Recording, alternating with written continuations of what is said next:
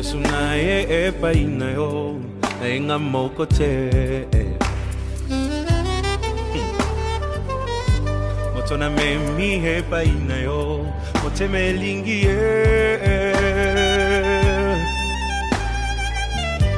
naye biazana ba faiblesse qui me fait mal au cœur. C'est parfois insupportable. Qui fait mal à la tête. Ça attriste même le Saint-Esprit. Mais nakuti epai na ye quelque chose de bien qui m'attire tellement.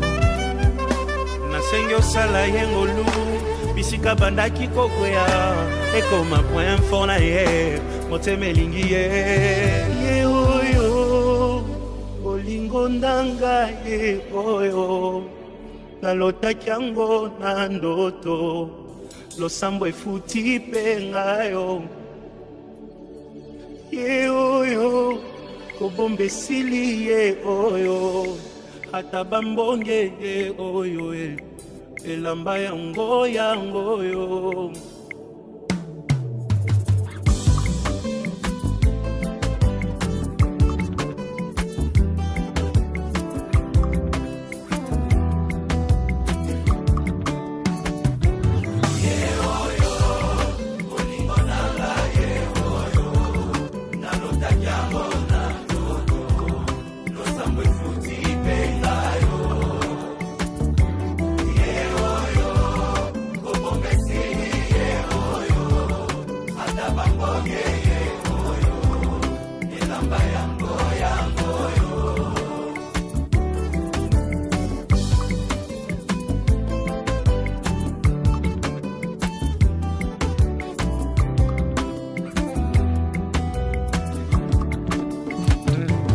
Mami kokoko moto bomoni pembenye nde moto aganye macho yo losambo efuti pengayo oh nalingi bino yepe nalingi yeminge aza motu ya konanga osunga poto umela oh ye oyo olingo nanga ye oyo nalotakiambo na ndoto lakisa kobomba te esili ye oyo ata bambonye ye oyo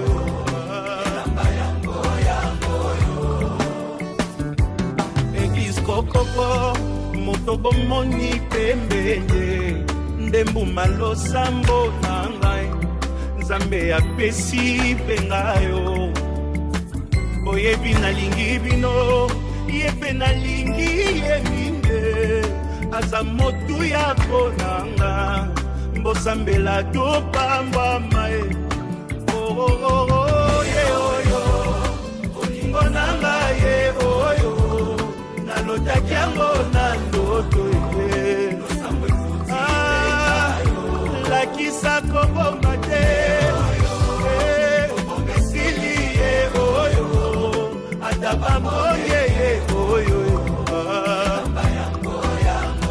moto akotika te akende ye oyo yakotika te alela ye oyo moto akolengela ye oyo nzambe apesi moto akomema na fami moto yakoyokela ye oyo mokolo nakovwa makanga ye moto nga nalingi ye oyo baninga boyoka ye moto bolukaki ye aleki bango nyonso ye oyo moto azelisanga ye oyo moto akopesa bolingo ye yakobokola na ye bana ye oyo moto ya baprincipe ye oyo motema elingi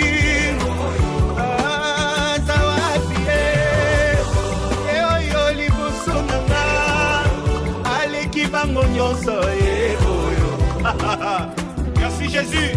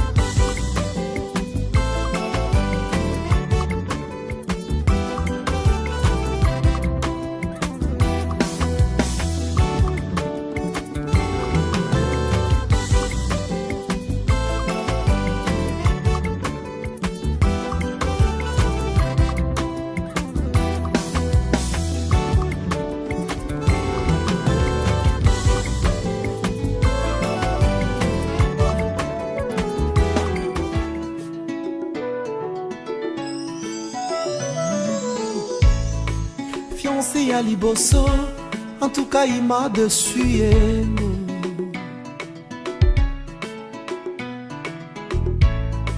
Fiancé à mi balé, abala nanza jina chachonga ye, kuluka mabanga tilelo. Fiancé à mi sato, abala mondele na poto, ngana zelaka ye. Oyo nazwi lelo yo, nabimi na miso ababoti, nabimi na miso ya leta, nabimi na miso ya nzambe ya mama.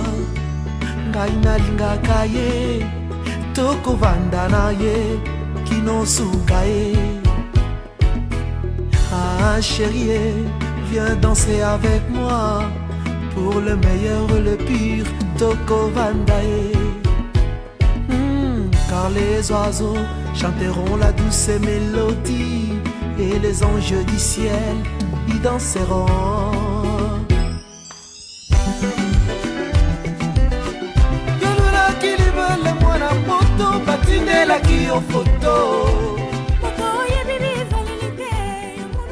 I'm very happy today. I thank God for everything that He has done in my life. I'm so happy. And I want to say thank you to my mom, because she has been with me through all the tough times, through thick and thin. I want to thank her, and I love her so much.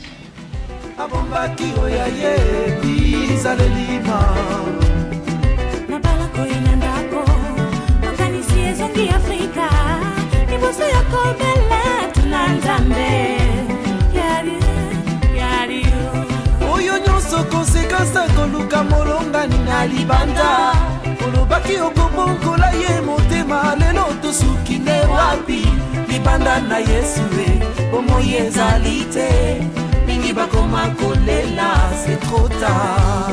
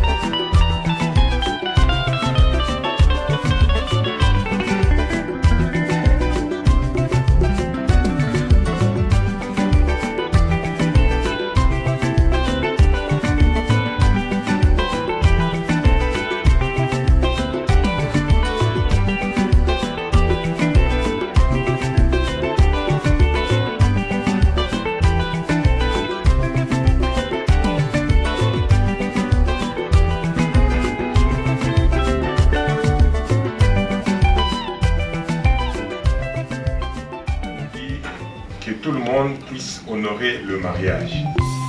Je me rappelle qu'un jour, Abraham envoya son serviteur pour aller chercher pour son fils une femme. Et ce jour-là, lorsque ce serviteur se déplaça, il alla et paya la dot pour cette opération. Et c'est ce que nous voulons faire aujourd'hui en ces lieux. Nous demandons à ce que toi, le Seigneur de toutes choses, tu puisses diriger cette rencontre, que tu puisses toi-même diriger cette cérémonie, et cela au nom de Jésus-Christ. Père, nous fermons toutes les portes ainsi que toutes les fenêtres d'incompréhension de tout ce qui n'honore pas ton nom au nom de Jésus. Nous sommes ici pour des raisons d'amour, nous sommes ici pour des raisons de joie et d'allégresse, de célébration. Alors nous demandons à ce que toi-même tu sois au contrôle de toutes choses, du début à la fin, comme toi tu es le premier, tu es le dernier, tu es l'alpha et tu es l'oméga, et tout se passe comme au ciel. Et c'est là, dans le nom de Jésus-Christ, nous avons scellé cette prière et nous disons Amen.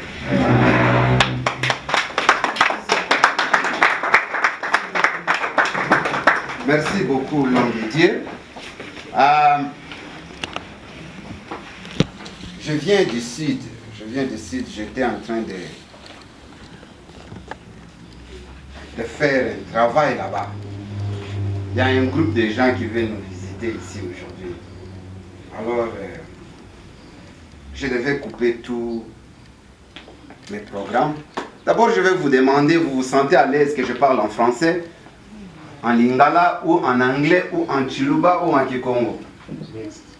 Sentez-vous à l'aise? Ou en swahili? C'est pas un problème, vous pouvez être bilingue, c'est pas un problème. Merci beaucoup. Where's the children? I don't see you here. Come and have a look what we're doing here. All the children, come here. All of you, you must come and see what we're doing here.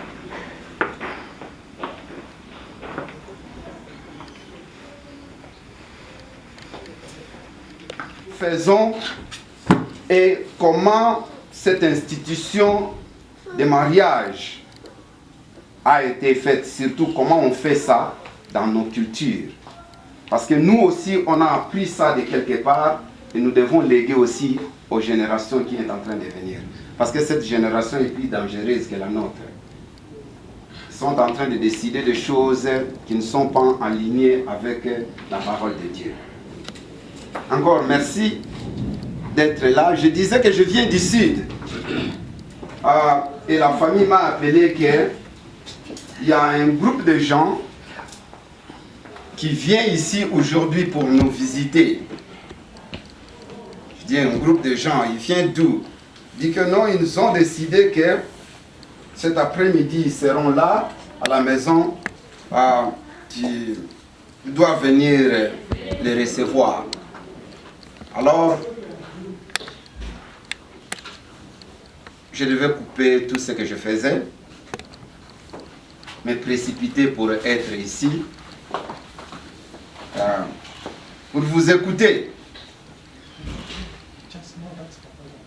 Beaucoup de gens qui sont venus ici, c'est pour la première fois que vous me voyez, mais pour ma famille, je ne suis pas pour la première fois. Tous ils me connaissent, je suis leur frère, leur papa, leur oncle, et je voudrais vous entendre pourquoi vous êtes là aujourd'hui. Je vous prête la parole. Merci.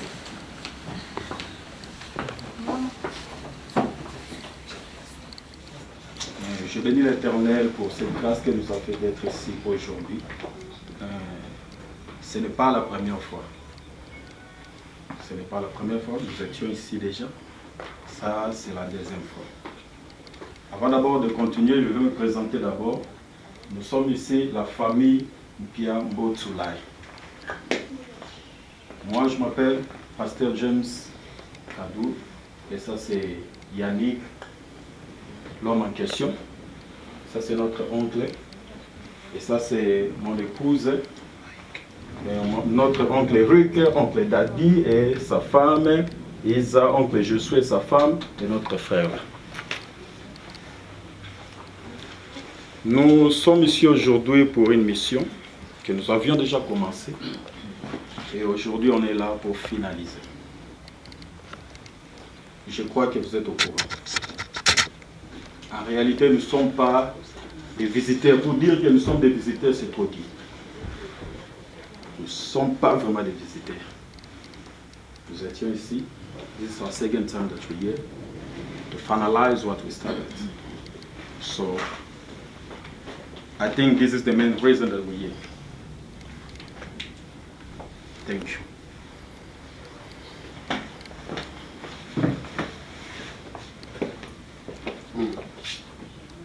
Je me souviens encore, j'étais dans des voyages, j'étais on m'a parlé de la famille Mpia. Et vous êtes là, vous retournez encore aujourd'hui. Pour finaliser ce que vous avez commencé. Ok. Je pense bien quand vous êtes venu là, on vous a parlé comment ça se passe chez nous. On vous a donné une liste que vous devriez rentrer chez nous et venir finaliser pour accomplir ce qu'on appelle chez nous la dot, pour prendre la femme selon nos coutumes. Donc, la balle est de votre côté. Si vous êtes prêts avec la liste que on vous avait donnée la fois passée. Merci.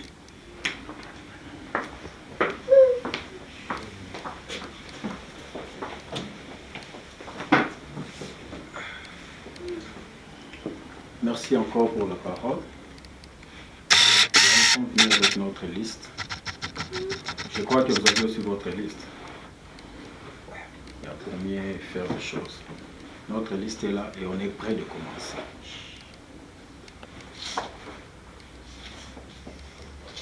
Nous vous écoutons, papa. Ok.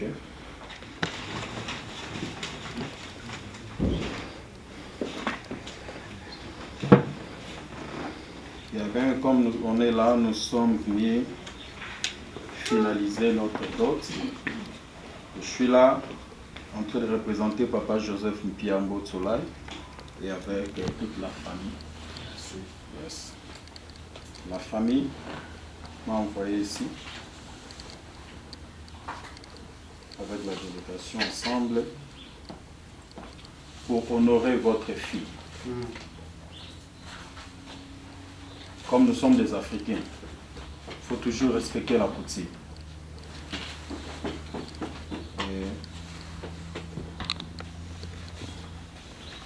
Vous nous aviez donné la liste. Nous ne sommes pas venus seulement avec la liste.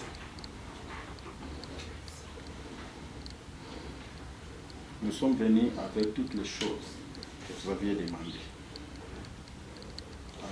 Avec votre permission, je peux commencer avec vous.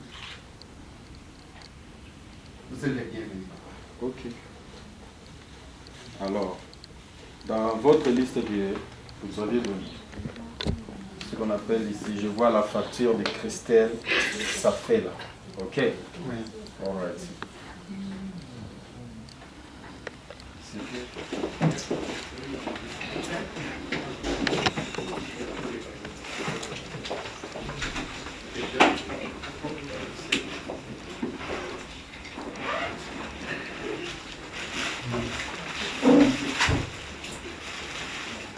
Mais chez nous, dans notre coutume, ça se fait en huis clos, mais ici nous sommes nombreux, c'est pas mauvais. Bon, nous sommes en huis clos, ce n'est pas toute la famille qui est même ici. Nous sommes très restreints. All right. Nous sommes une très grande famille. Ok, oh, Nous ok. sommes une très très grande famille. Ça c'est bien. Malgré nous sommes à l'étranger, mais nous sommes très très nombreux. Oh, Même oh. Yeah, ça c'est bien. Ouais. Mon petit, tu as un problème sérieux.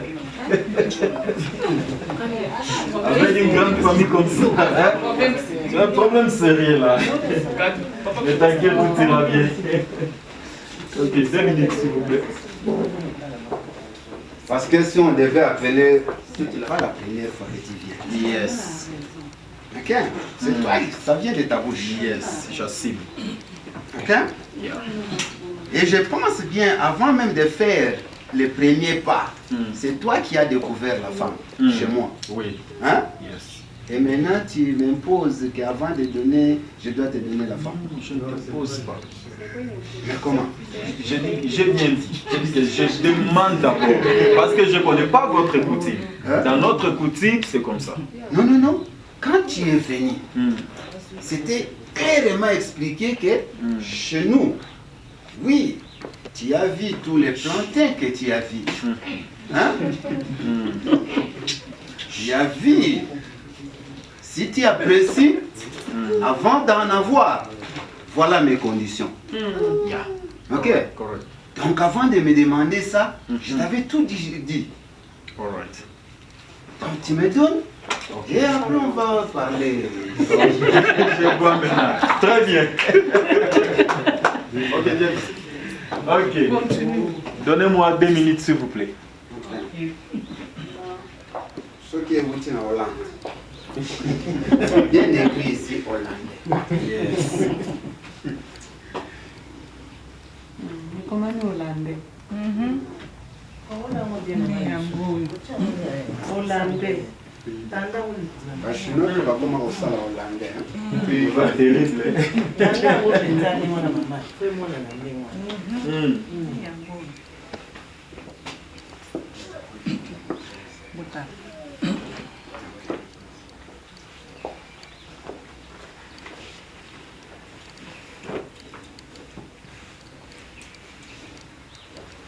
Et où tu es Hollande?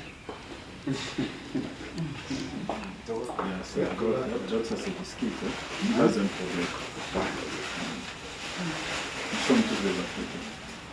On est au Manaté. C'est ça. La mienne. 3 foulards, yes. Exactement. Maman déjà te... Il faut bien Maman sait que... Il faut bien parler. Maman vous a terrible. Alright. Wana ba foulard. Il y a un foulard. Wana de charge to ba foulard. Non, ba foulard na biso ya Congo to mona ki yango eza vraiment muketo. Yango po na ko honorer maman. Yango to na foulard ya kali. C'est comme ça. Parce que chez nous au Congo to yebi ba foulard très bien. Parce que ouais ça continue. Stopé. Maman ya botaki ala taki biloko. Ala tamoto. Yango to yé parce que obengi yango monde lelo monde awa toye kosala nini coutumier ala nini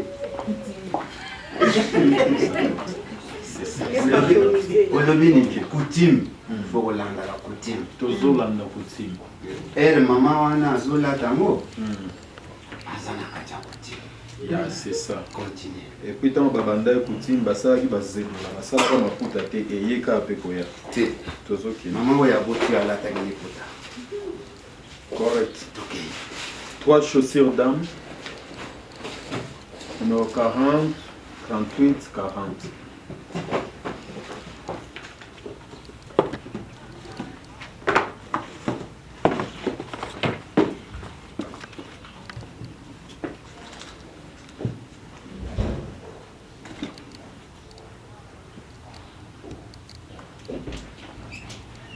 Et 40 et 38.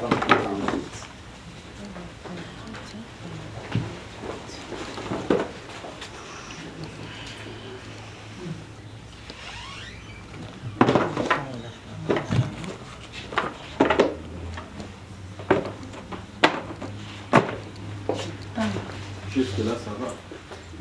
Ça va? Quand je ne fais pas de commentaires, c'est que ça va.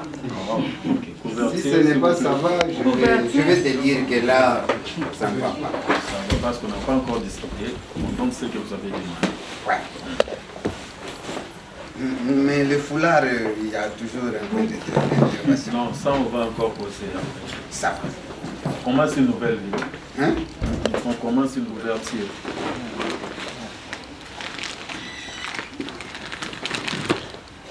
Merci. Ok.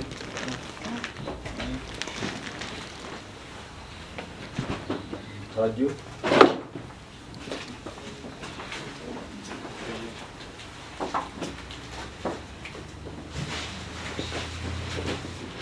Amener radio et puis télévision plasma, boîte de Nido.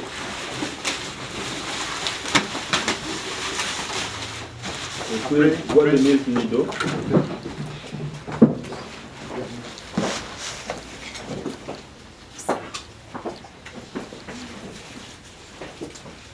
Carton savon.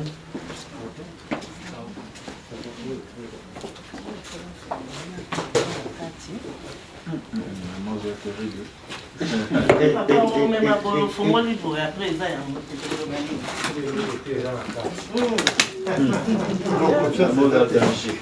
combien déjà, papa, mais Omoni, on va voir ma bonne anité. Et ça, la carte, quand même, Omoni. Na moni yango, na bongo na moto me na moni kaka. Comme au tali bien ta. Na moni yango. Na tali ni se zomo, ndeka ngati net ko. Zomo.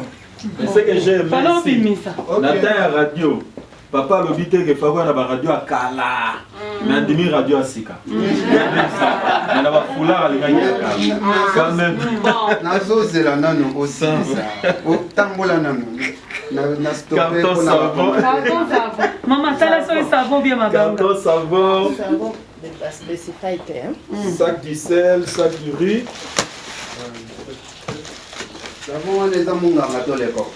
Un savon. Protect.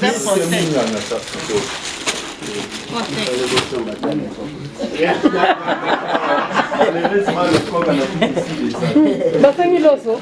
Ya. Basangi loso. C'est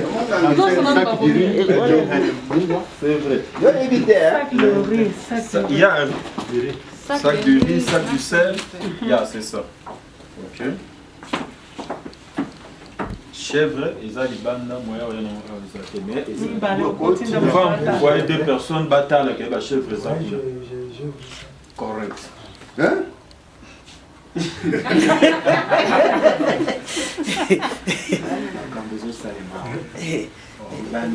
Soki bazali koto sala. Maya nango na ndako. Yaka la chèvre, c'est la chèvre, ya pas bana ya mamoyena.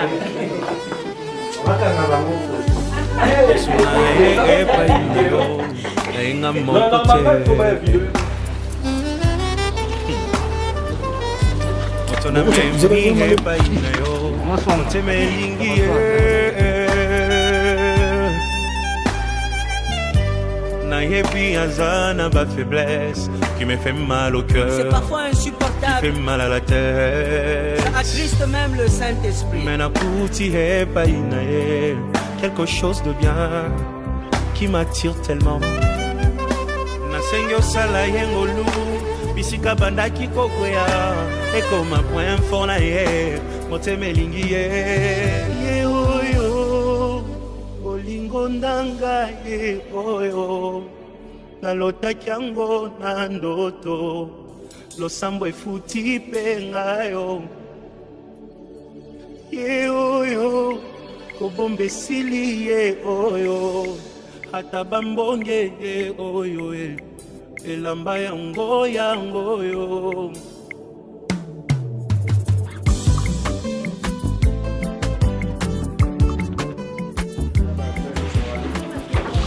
Ou attention à la télévision.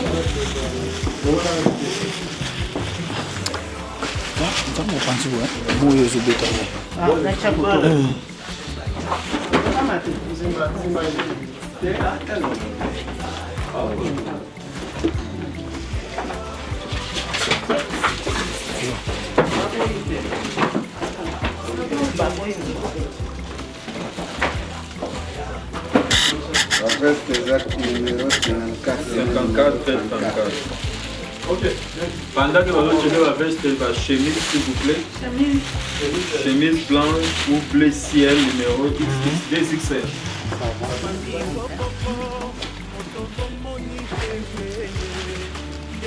La chemise brille. Comment vous allez vous corriger.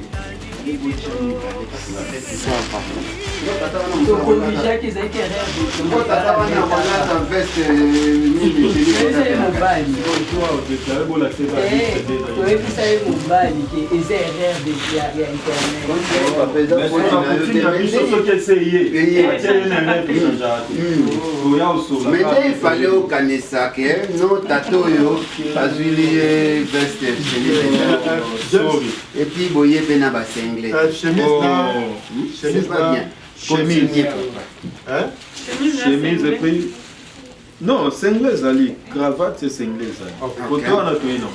Mais moi, il y a pas ce que comment ils vont. Mais erreur au fait, Sungi, bino next time, quand la jeune fille va au bal. Et Sungi, bino to bito. On a dit que famille n'a pas battu. Ok, James. Ok. Deux paires de souliers noirs numéro 44 à 44. Et puis deux chaussettes.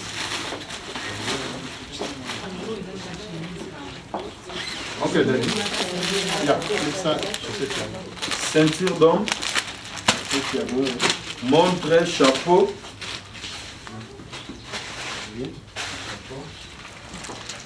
Votre chaussure bien. Il a n'importe quelle chaussure. Ok. Caméraman, nous sommes. Donc, tu es en forme.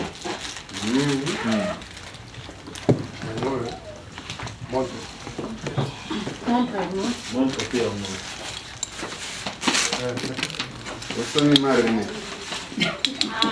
On te recommande qu'il y a un moto talent. Et vous avez aussi qu'il y a du lobby.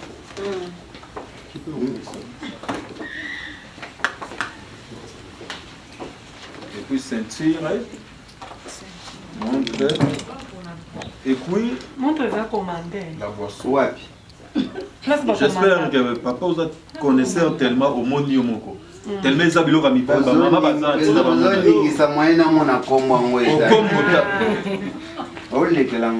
Qualité. Quand mon papa c'est mon.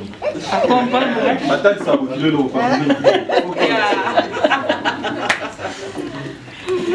maintenant la boisson.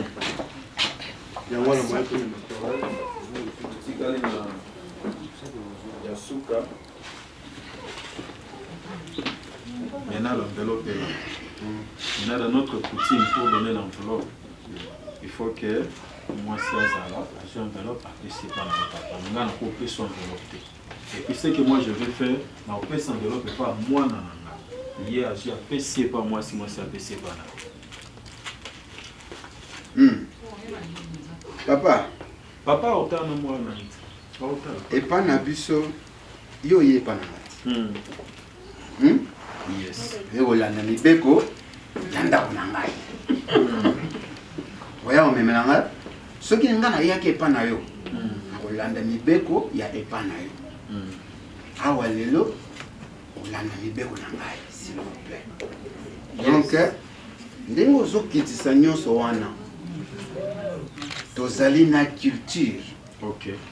Omoni mwana wana yoko ba. Moni basi oyo tala koto. Nabalisa deja basi. Baboti bana naza koko nene naza. Oh, félicitations. Zomona. Ozomona wana oziye ko bala. Nabalisa ki mama na ye. Ok. Hein? Correct. Donc chelanga nyonso ko na stemio place wana pour toi avancer. Ok, pas de problème. Caméraman, t'as un de nos autres enveloppes, il y a tout filmé là, papa. Ça, c'est l'enveloppe. Montant moko balobaki. Lobelanga. Montant est à la carte, tant au fond, autant que yango le possible. Ok, pour le moment, yango ana, comme il se cause là, bah les en a canal.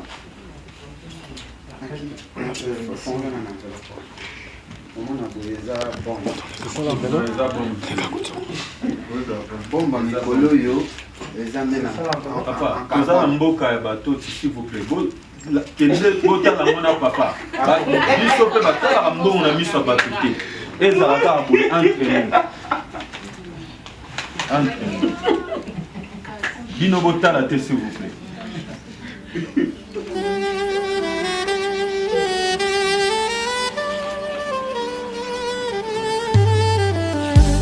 Yesu naye epai na yo nayenga moko te moto na memi epai na yo motema elingi ye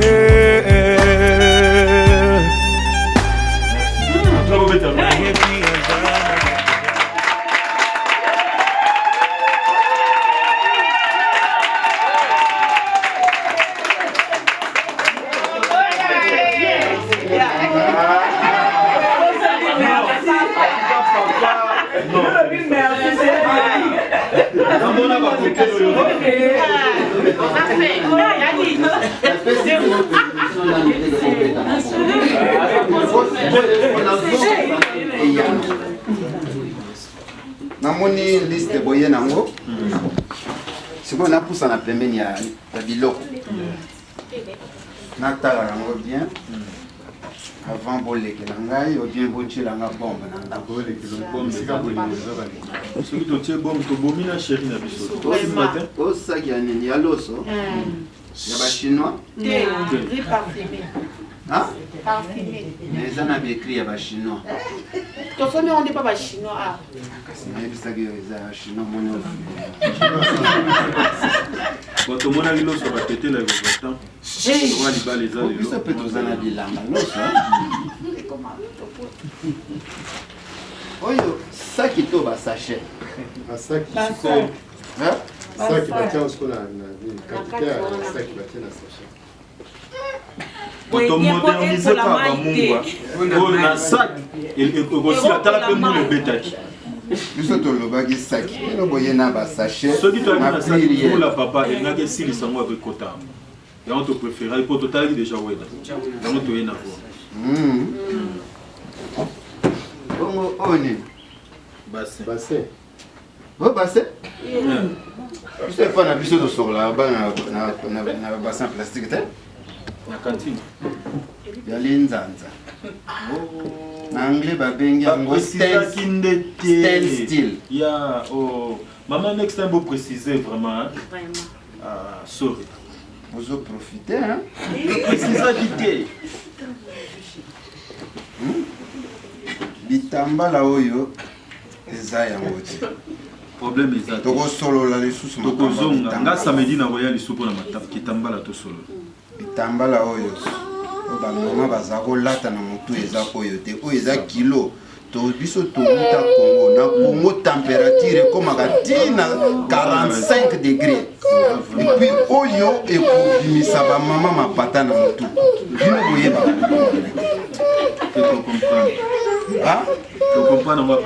oyo eza kilo mingi oyo eza ya hiver oyo eza hiver epa na biso température ekomaka ntina 45 peut-être eloko bozokomprendre te yango wana kitambala ezalaka léger po balata yango bakumbisa nzambeelobaki ekubrir motu oyo eza mpona malili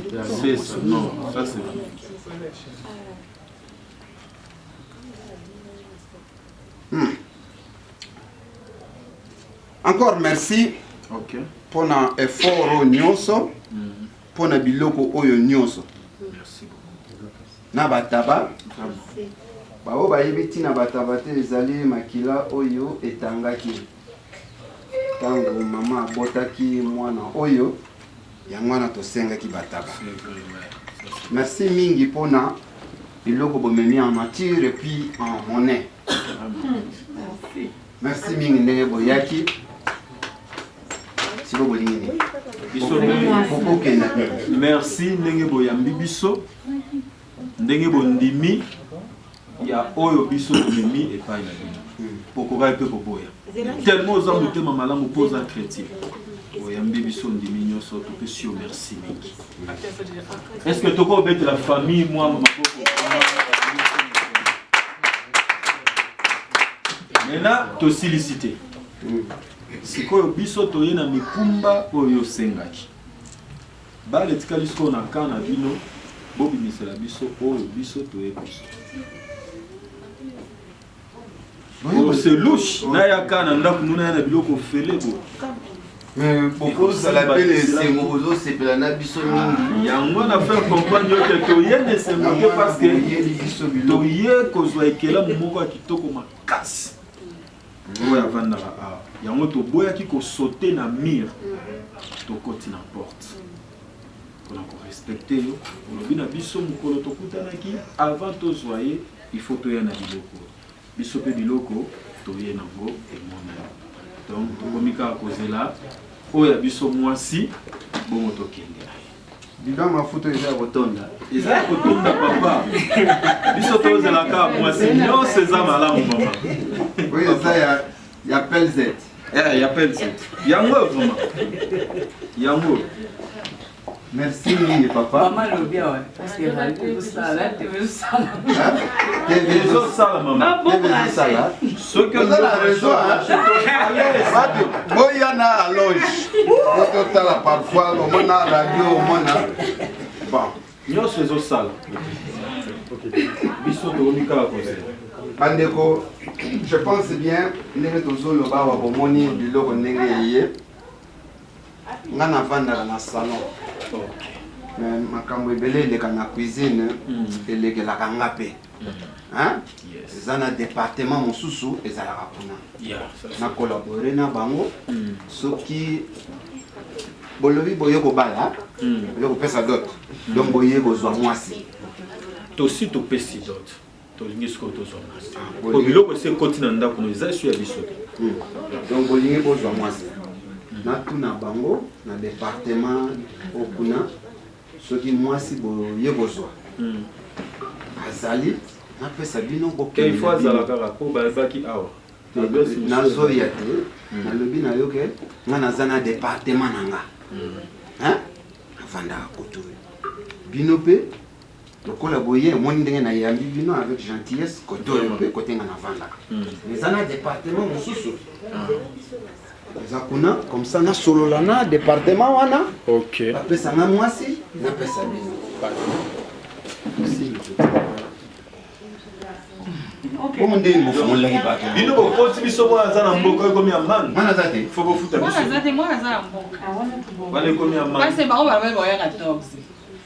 Ah. OK. Pour moi là à déplacer Tata. Pour transport. Transport. Yeah. Pour transport. Mais mikolo yo. Transport ya kokende wapi? Bon, zala bimisela bino oyo aza ouais. Sur les aïeux. Mais oh wana na yebi ki aza. Oh.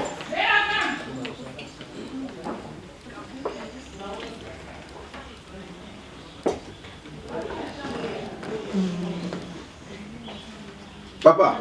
Oui, papa. Lokola balobi ke mwana aza awa te. Nakopesa mosusu.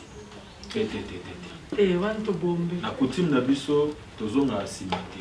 Deka tosi tokotaki toyebi oyo toye kozwa yebi tokozwa kaka. Ata guerre ebimi awa. Ata guerre ebimi awa. Toza préparé. Toza préparé. Tala. Bela yaka. Yo le doza chrétien. Aza be mannequin. Hein? Doza chrétien. Yes. Oyebi makambo elekaka na ndako ya Jacob.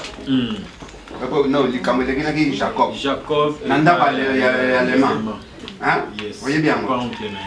En tout cas ndenge oyelinga biloko oyo nasepeli mingi. Zwa kaka moko na awa. Wana le Bible elekaki et pas Jacob. Jacob mutandimaki pa oncle na. Menga na za Jacob. Mais yo na mbima nzambe te. Ezati. Hein? Wana Jacob andimaki menga moina mbima ezati. Nga na ekaka oyo wana na yebi ndenge ya bien. Baza bien makasi. Mais bango nde toyeli te. Bango te?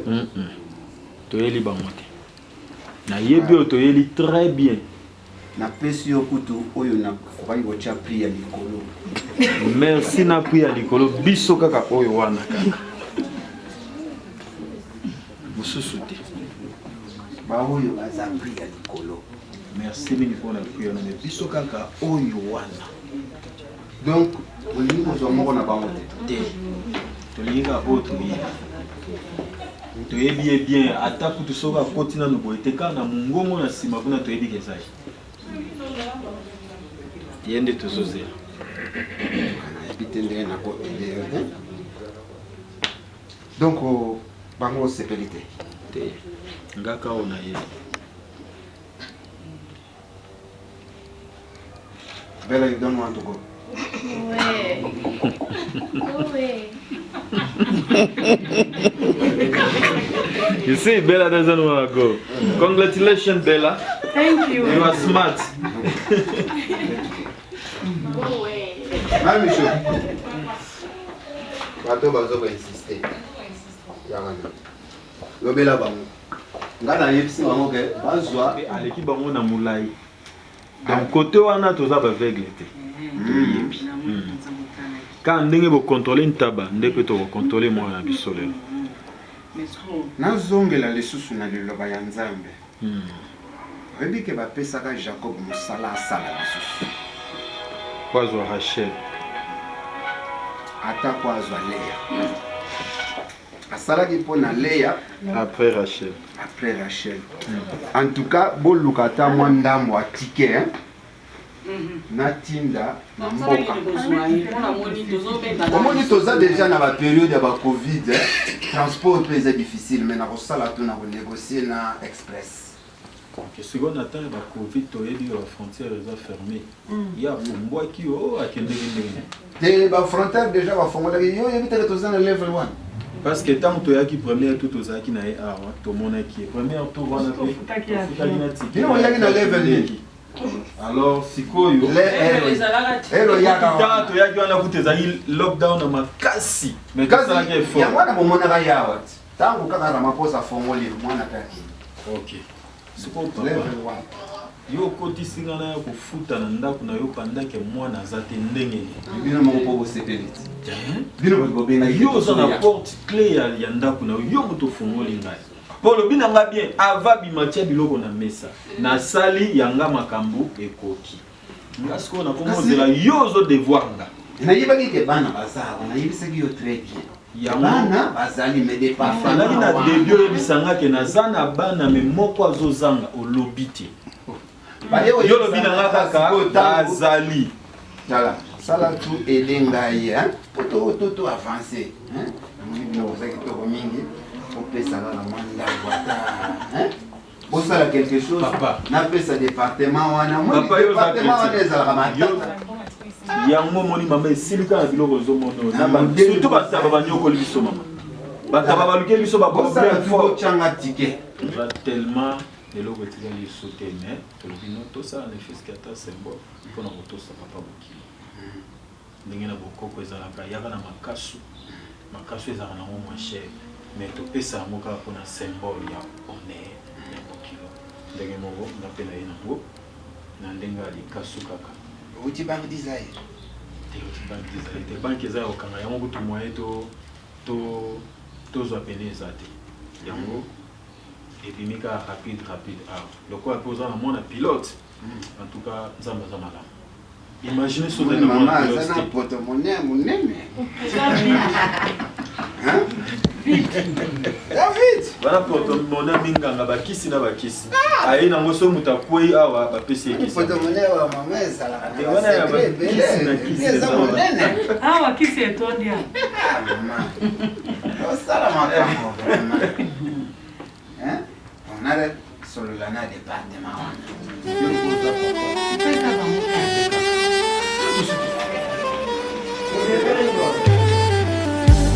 Yesu naye epai na yo nainga moko te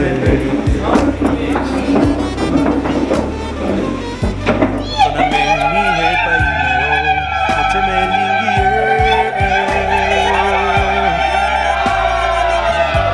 nayebi azana bafaiblesse qui me fait mal au cœur qui me fait mal à la tête beti mulolo elobi déjà et puis mulolo ma mobali elakisi ye wana biloko nyonso boye nango ezali mpo boya mpona kovalorize la prière. Christelle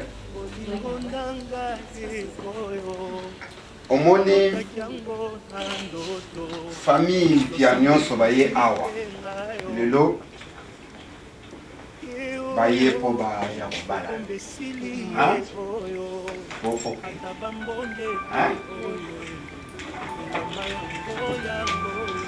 eza mokano na nga te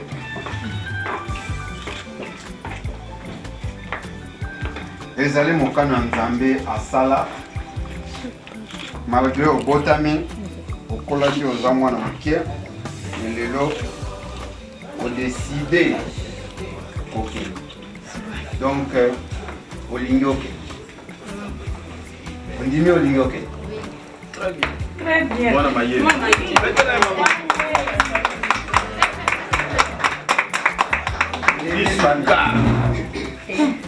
Lende famille te. Mais olingi oke. Yeah. Kasangana no temps, motuna moko eleki ngai na tuna. Mama yabana.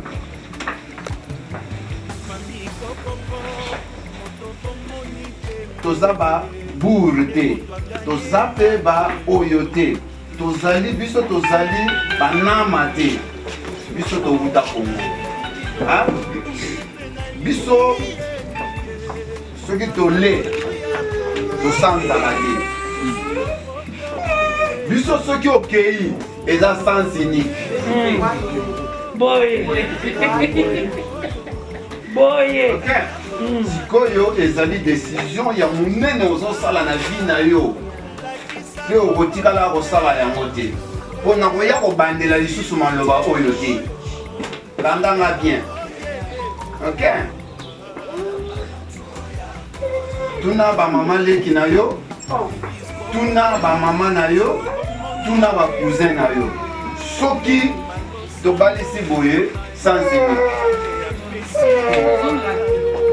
Oya ozonga te. Mule beta te. Moye pima. Malili eleka na Afrique du Sud. Kemba kuna. Bana biso ya ko visiter mpona makila kaka. Oye 12% na yesa. Olandinga. Soki ya solo olingi kokende. Kende kozwa symbole ya biloko wana. Enveloppe wana eza mbongo eza na kati.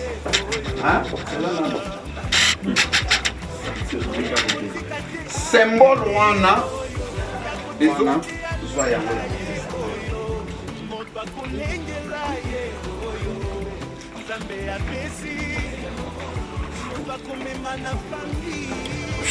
Photo s'il vous plaît.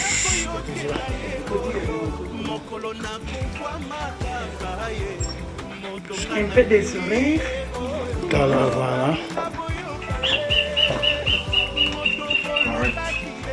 Merci. Tobeta moi maboko.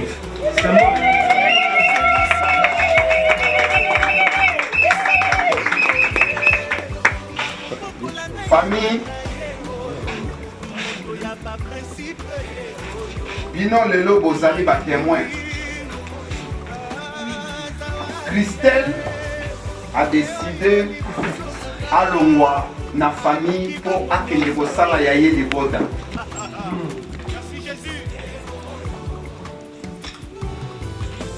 Na Bible libala ezali oyo tozo salawa eza union ya les deux familles. Oboko kende bénédiction na église ezali ba cérémonie ya ndako ya Nzambe pona honorer Nzambe. Mais libala oyo ezalaka na Bible o Nzambe asala yango oyo. Exact. L'union ya les deux familles. Olandanga très bien. Christelle, décision oyo ezali yo motozi. Na Afrique du Sud bapesi moyennant 16 ans ceux qui ont eu décision par parents to kosala eloko te. To forcer yo te comme banque famille puis après ba forcer yo te. Ezali décision na yo. Chère famille, awa lelo tozozwa babiloko oyo nyonso. Interférence na libala ya mwana ezala te. Très bien. Olandanga très bien. C'est noté. Interférence na libala ya mwana ezala te. Pour ceux qui bolingaki interférence, il fallait vous garder. Lelo nga nazo libérer ye. Oyo azali na eloko koloba aya kolobe na nga sikoyo. Po nga sikoyo nazozwa biloko. Soki nazwi biloko na kolia yango très rapide. Obo ya kosenga na lisusu te. Boyela ngai masanga. Kopo ya masanga.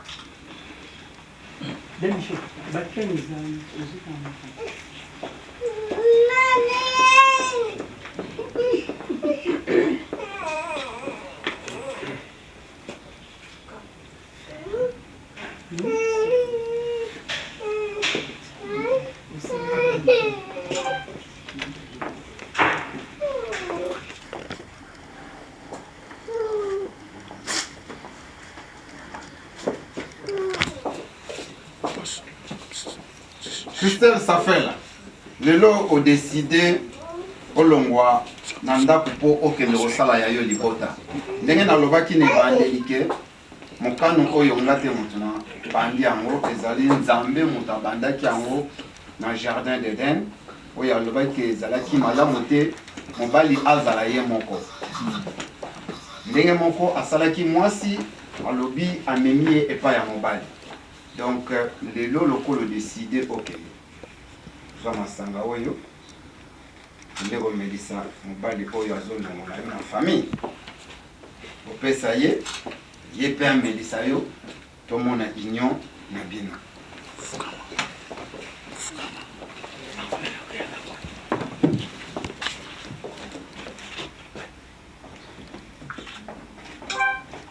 Papa yo mpe pesa ye.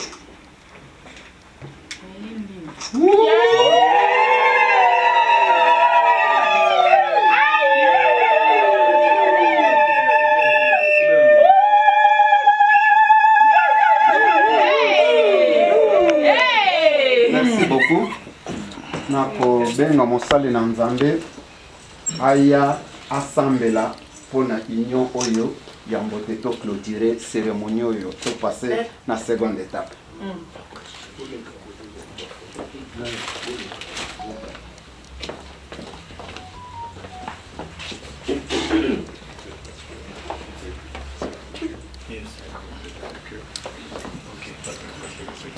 Nice. Okay.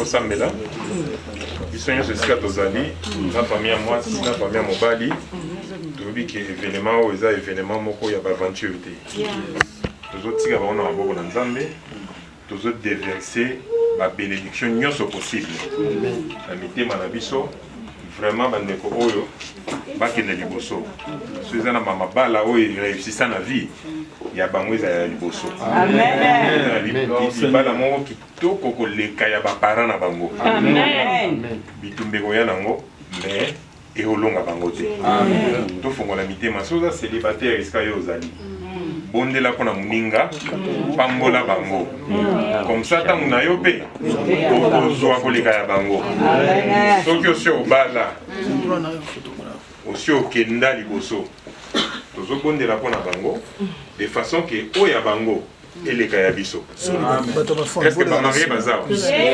koloba amen na phrase wana oyo ya bango eleka ya biso, ok? Nga nasali 11 ans na libala déjà mais nazobondelaki ya bango eleka ya ngai comme ça ya bana na bango eleka ya bango ainsi de suite la société va s'améliorer. Tofongola mitema et puis tobondeli ensemble. Prions. Seigneur Jésus-Christ, Dieu d'Israël, Dieu des pays, oh alléluia, Dieu des grâces, le maître des temps et des circonstances, Dieu Saint-Denis, que la bénédiction d'Abraham, Isaac et Jacob soit leur partage. Au nom de Jésus-Christ, pour la stabilité, que ta main pour la compréhension, prions pour les progrès, prions pour l'amour, l'humilité, la soumission, nous prions pour l'unité, nous prions pour le bonheur, nous prions pour toutes les bonnes choses possibles. Seigneur, nous scellons cette union par la puissance de Jésus. Nous prions pour cette union et nous les scellons par le sang de Jésus-Christ. Oh Yahweh, éternel mon Dieu, de façon que Seigneur, dans la claire, Jésus Messie, qu'il progresse à tous égards, qu'il prospère à tous égards, qu'ils aient, oh Yahweh, beaucoup de produits biologiques, des produits financiers. Il ne manque rien, il ne manque rien dans leur vie, et cela au nom de Jésus-Christ. Oh Yahweh, les combats qui peuvent venir de la famille de Yannick ou de la famille de Christelle, tout cela nous les rendons nuls et sans effet. Et c'est là au nom de Jésus. La Bible a dit, ils feront la guerre, mais ils ne vous vaincront pas à cause de ta présence. Aujourd'hui, nous associons à leur mariage la personne la plus excellente. Son nom, c'est Jésus-Christ. Seigneur, nous implantons la croix de Jésus-Christ dans ce mariage. La Bible déclare, notre Père qui est aux cieux, que ton nom soit sanctifié, que ton règne vienne. Que ton règne vienne dans ce mariage. Domine dans ce mariage. Domine la sorcellerie au nom de Jésus. Domine toutes les attaques au nom de Jésus. Seigneur, établis ton royaume dans tout l'espace de leur mariage. Là où ils vont habiter. Seigneur, que cet endroit soit appelé Bethel. Là où les anges descendent et montent. Au nom de Jésus-Christ. Règne en maître. Tu es le père de toutes les familles de la terre. Je t'établis père dans ce mariage, dans ce couple. Au nom de Jésus-Christ. Tout ce qui a été écrit, tel que la Bible a dit, il a effacé l'acte dont les ordonnances nous condamnent. Tout ce qui pouvait condamner Pia, Yannick, tout ce qui pouvait condamner Christelle, la Bible a dit que tu l'avais effacé et tu l'as détruit en le clouant sur la croix. Nous détruisons tout ce qui a été établi, tout ce qui a été écrit dans le monde des ténèbres pour déstabiliser ce couple. Nous en avons le pouvoir, c'est pourquoi nous prions aujourd'hui. Je détruis cela au nom de Jésus-Christ. Leur vie est cachée en Jésus-Christ à la droite du Père dans les lieux célestes. Amen. Le sang vous servira de signe. Vous appliquerez le sang sur le linteau et sur le poteau. Et quand l'esprit destructeur passera, il ne pourra pas entrer.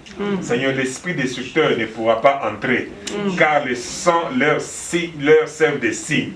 Au nom de Jésus-Christ, j'applique le sang de Jésus-Christ sur ce mariage. Tout combat qui viendra, ferger dans leur maison, dans tout ce qu'ils vont faire au nom de Jésus. Maintenant, je prie. Parce que lorsque tu as créé Adam et Ève, tu leur avais dit, soyez féconds. Que ce couple ait des enfants. Amen. Moi, ça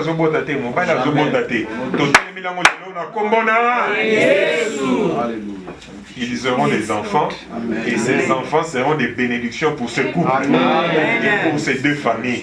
Des enfants qui seront obéissants, des enfants bien éduqués, des enfants polis, des enfants qui vont faire la fierté de leurs parents et de ces deux familles réunies en ces lieux. Seigneur, sois béni, sois glorifié, parce que ce que tu avais commencé aujourd'hui, tu l'achèves. Que ton nom soit glorifié à jamais. Amen. Et ensemble, nos mains acclament pour Jésus.